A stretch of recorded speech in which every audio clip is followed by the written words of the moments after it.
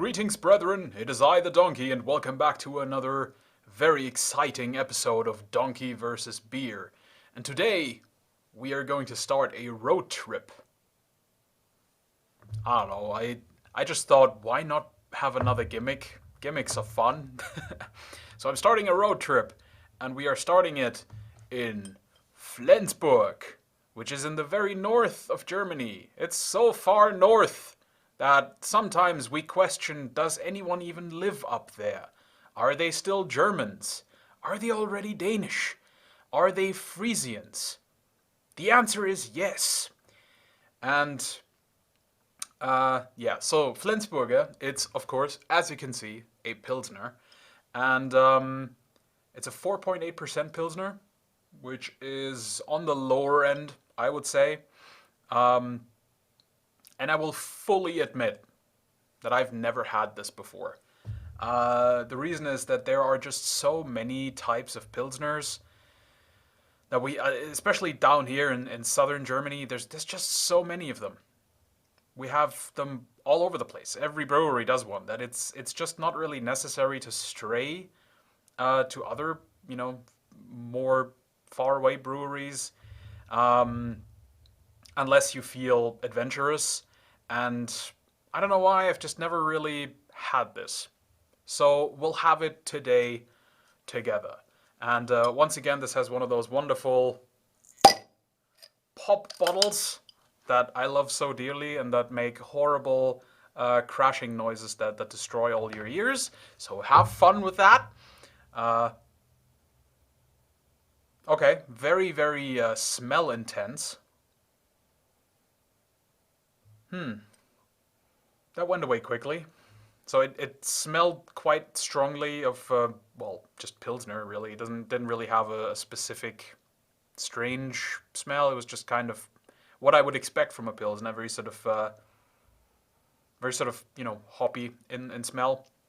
So let's have a pour. Small bottle, small glass. Try to get a decent crown. I think I may have been a bit too... I think we're good. Maybe we're good. Are we good? My goodness, this is... Of course. Well, very, very nice crown, I must say. Very fine foam. Not going to dissipate all that quickly.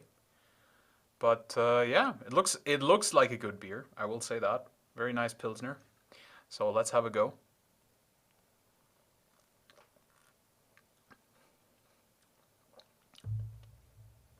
Okay. Oh, all right.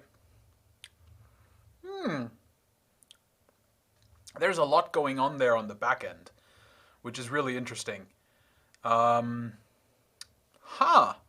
You know what? This is not bad. This is actually pretty good. So, this is definitely my my bias for southern German beer showing that I've never tried this and kind of just expected it to not be that good because it's from so far up north. But it's actually pretty good. I actually really enjoy this.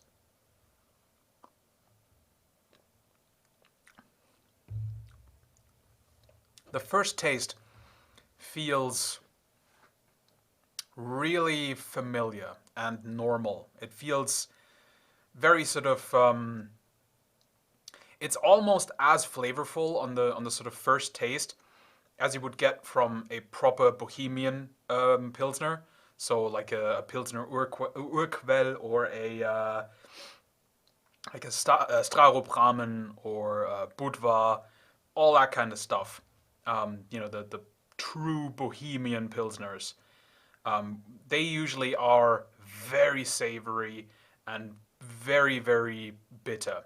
Right? They have that bitter hoppiness to them, not the sort of sour hoppiness that you get with pale ales. And this definitely has that on the front end. But as soon as it sort of starts dissipating and, you swallowed it and it sort of does its thing, you get a lot of really interesting, almost spicy notes to it. It's almost like it's almost herby in a way, and like, yeah, it's really interesting.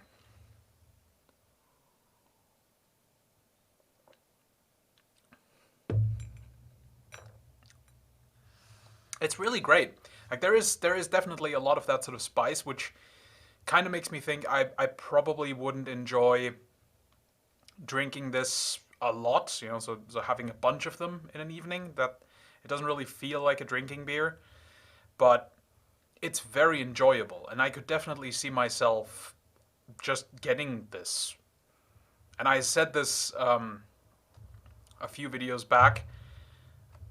To me, that is a mark of, like, that's the mark of a really good beer, right? If I say to myself, wow, this is one that I would actually get at after work to sort of let the evening you know calm down, then that's a good beer, because in a situation like that, I would not waste my one beer that I'm gonna have that evening on just any old swill, right? I'm going to want something that I'm gonna enjoy, and this is definitely that kind of beer, because it does have, there's a lot of flavor going on. It's also it's savory in a different way than I would expect from a pilsner. It's like a pilsner. It's the sort of bitterness is really overbearing, and the savoriness really plays into that as well. But it kind of goes away a little bit more quickly and doesn't stay around that long. This sticks around a bit longer, but it's not really that aggressive. It's really sort of, it's really difficult to describe, but it is almost herby, or like spices, So very interesting, and yeah, certainly enjoyable. And as you can see, it still carries its foam as well.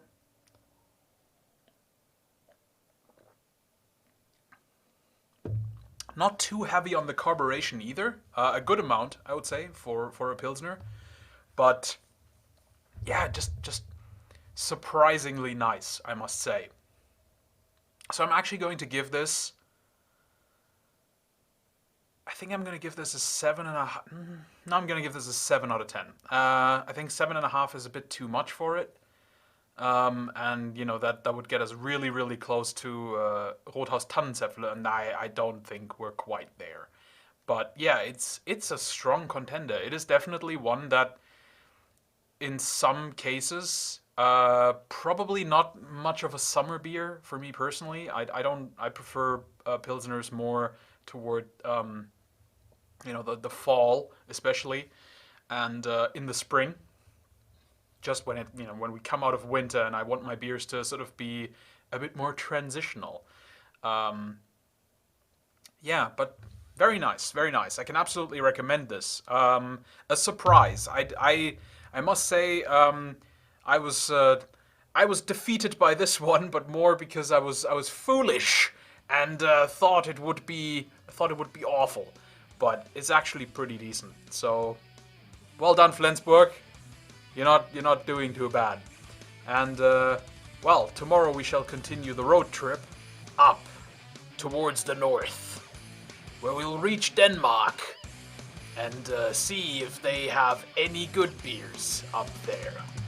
Alright, so I hope you have a wonderful evening, and please come back again to join me on another day for another beer.